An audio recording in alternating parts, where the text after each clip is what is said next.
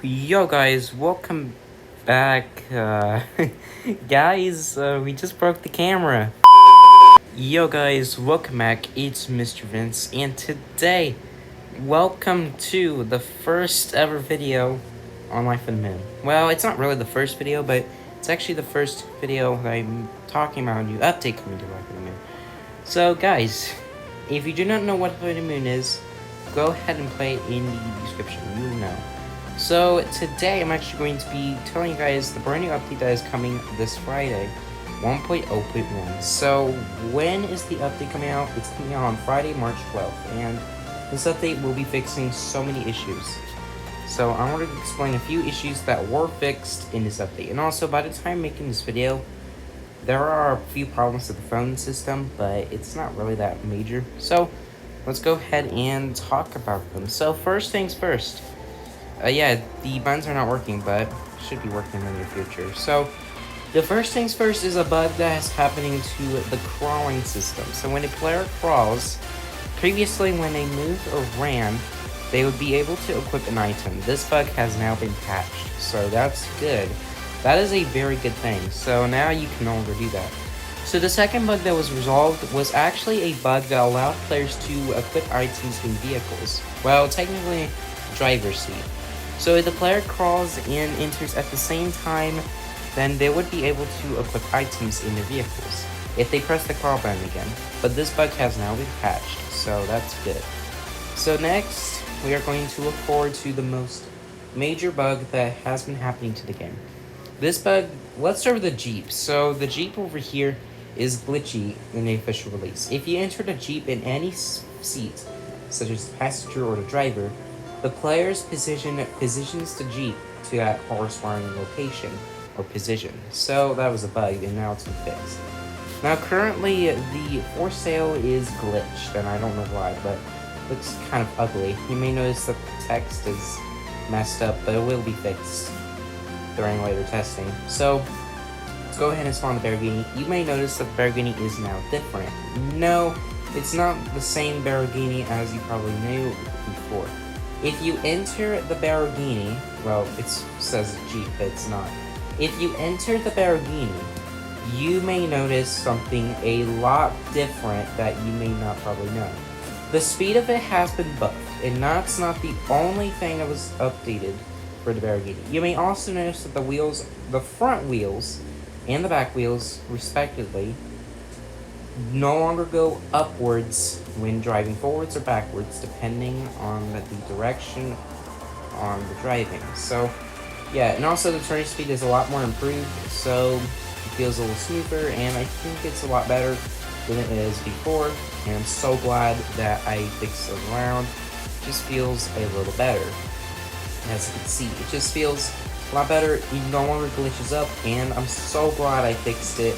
It just now feels like it's a more realistic vehicle. So no longer it glitches up when going right. It finally correctly drives, and I can finally make the Baragini turn a lot more efficient. And yeah, that's very good.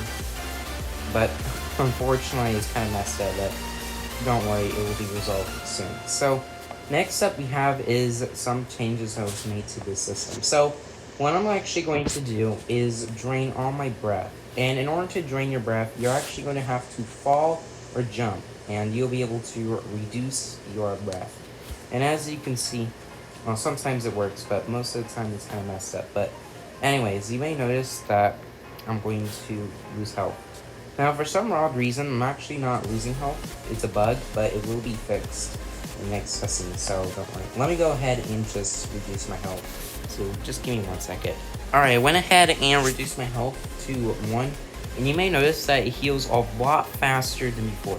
This is because the systems actually activate twice as fast compared to before, so it's a lot faster. The reason why it was updated is because low-end devices, laggy devices, are more likely to live out a good life if the system's going slow.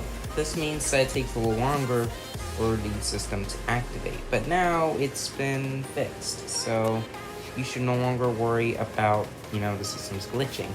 So that's a good thing. Now running is like a lot shorter and you can't run that fast now, so you are more likely to reduce your stamina. But not only that, you get to greatly increase your stamina, so that's good. Now I think if 83 is added, okay, that's a bug. I don't know why, but that's a bug right there. So let me go ahead and show you guys a brand new change to the shop. So his name is kind of unorganized, but that's fine because it's a bug that will be fixed. So the shops have been updated. So they have a brand new UI look, and you may notice that the buy font has been updated, and that same goes for the quit shop. It looks a lot better. It fits with the new UI that was actually revamped before release. And I'm so glad I've made this change. It feels a lot better. Just feels like it's a new Roblox game. Overall, probably my favorite change I've ever made. But that's not the only change that we're going to be covering in today's video.